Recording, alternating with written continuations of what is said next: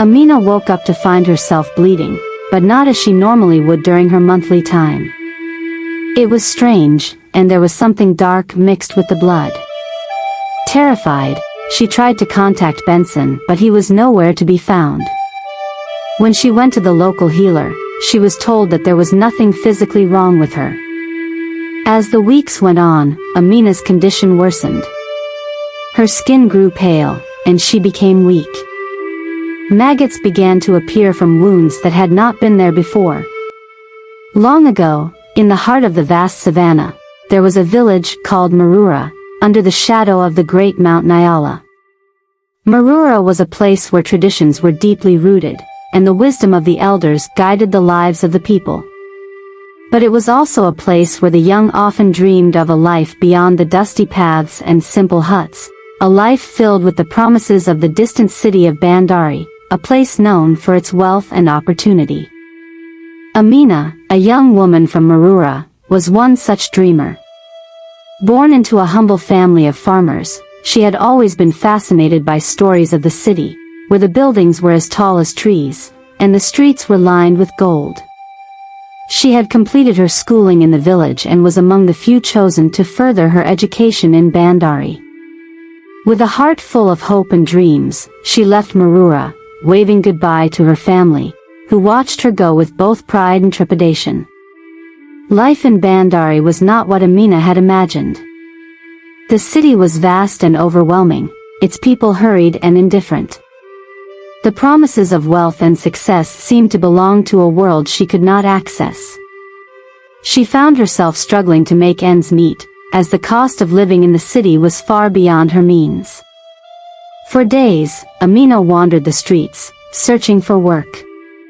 She slept in the corridors of an old market and often went without food. The few friends she had made during her studies had long moved on, chasing their own dreams in different directions. Desperate and alone, Amina began to lose hope. One day, while selling fruits on the street to earn a little money, she encountered a woman named Mosi. Mosi was a familiar face from the village days. She had also journeyed to Bandari in search of a better life. But unlike Amina, Mosi had found success. She was now living in a fine house and dressed in the finest clothes. When she saw Amina, Mosi's face lit up, and she invited her to her home. At Mosi's house, Amina was in awe of the luxury that surrounded her. It was a far cry from the humble life in Marura. Mosi offered her food and a place to stay. Amina could not believe her fortune. As they sat down to eat, Mosi began to speak of how she had come by such wealth. She told Amina that she had found a way to earn money by associating with the powerful men of the city, men who were willing to pay generously for companionship. At first, Amina was shocked.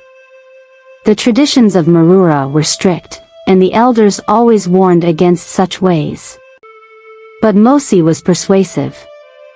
She told Amina that without money, life in Bandari was impossible, and there was no other way to succeed. She offered Amina a place to stay until she decided what she wanted to do. For weeks, Amina struggled with the decision. The money was tempting, especially as her situation grew more desperate. She thought of her family back in Marura, how they were counting on her to make something of herself. Eventually, with no other options in sight, she agreed to join Mosi in her way of life. At first, life improved for Amina. She moved into Mosi's house and began to earn money. The men she met were wealthy, and they showered her with gifts.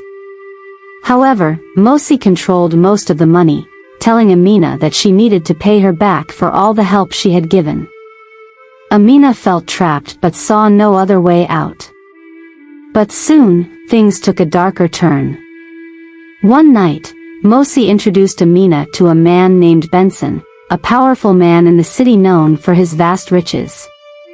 Benson took a special interest in Amina and offered her a luxurious home and a new life if she would be his alone. Seeing no other way, Amina agreed and moved into the grand house that Benson had prepared for her.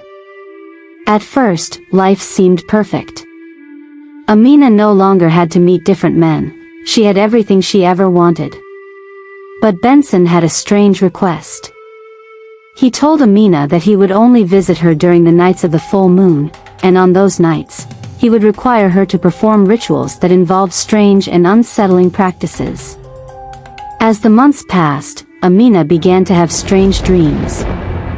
In her sleep, she saw herself in dark places, caves, graves, and ancient forests. She would wake up drenched in sweat, her heart pounding. The dreams became more vivid, and she started to feel a presence in the house, something cold and sinister. One night, after one of Benson's visits, Amina woke up to find herself bleeding, but not as she normally would during her monthly time. It was strange, and there was something dark mixed with the blood. Terrified, she tried to contact Benson, but he was nowhere to be found. When she went to the local healer, she was told that there was nothing physically wrong with her. As the weeks went on, Amina's condition worsened. Her skin grew pale, and she became weak. Maggots began to appear from wounds that had not been there before. Desperate, she returned to the healer, who told her that she was under a curse, one that could not be cured by medicine. With nowhere else to turn, Amina remembered the stories her grandmother used to tell about the ancient forest of the spirits, a place feared by many, but known to be the home of powerful spirits and a wise old woman who could break any curse. With the last of her strength, Amina set out for the forest, hoping to find the old woman and ask for her help. The journey was long and arduous. As Amina entered the forest, she felt the weight of the spirits around her. The trees seemed to whisper her name, and shadows danced in the corners of her vision. But she pressed on, driven by the hope of finding a cure. After days of wandering, she found herself in a clearing where an old hut stood. Outside the hut sat an old woman, her hair as white as the clouds, her eyes as sharp as a hawk's. Amina fell to her knees before the woman, begging for help. The old woman looked at Amina with pity and said, "You have danced with the spirits of greed and lust. The man you lay with is not of this world. He is one of the night spirits, who feeds on the souls of the living. But you have a chance, a slim one, to redeem yourself." The old woman told Amina that she must undertake a ritual of purification. She would need to spend 7 nights in the forest, fasting and praying, while the spirits of the forest tested her resolve. If she succeeded, she would be freed from the curse. If she failed, she would be taken by the spirits, her soul forever lost. Amina agreed, for she had no other choice. The first night was the hardest. The spirits tormented her with visions of her past, showing her the faces of those she had betrayed and the life she had forsaken. But Amina held firm, refusing to give in to despair. On the second night, the spirits attacked her with physical pain, her body racked with fever and chills. But she did not falter. Each night brought a new trial: hunger, thirst, fear, and loneliness. But Amina had learned to endure, her will growing stronger with each passing day. On the 7th night, the old woman returned to Amina, who was now a shadow of her former self. The woman told her that the final test was upon her. She would have to confront Benson, the spirit who had cursed her. If she could resist his temptations and reject his power, she would be free. That night, Benson appeared before Amina, more handsome and alluring than ever. He promised her everything: wealth, power, eternal youth. All she had to do was return to his embrace. But Amina had seen the truth. She knew that his promises were empty, that his gifts were curses in disguise. With the last of her strength, Amina rejected Benson, telling him that she would rather die than live under his shadow. Benson roared in anger, the ground shaking beneath Amina's feet. But as she stood firm, the spirit's power began to wane, and he was eventually pulled back into the shadows, his curse lifted. When the sun rose the next morning, Amina found herself alone in the clearing, the old woman's hut gone. She was weak but alive, the curse lifted. She made her way back to Marura, a changed woman. The village welcomed her back, though many whispered of the trials she had faced. Amina never spoke of what had happened to her in Bandari or the forest. But she devoted the rest of her life to helping others, warning the young ones about the dangers of greed and temptation.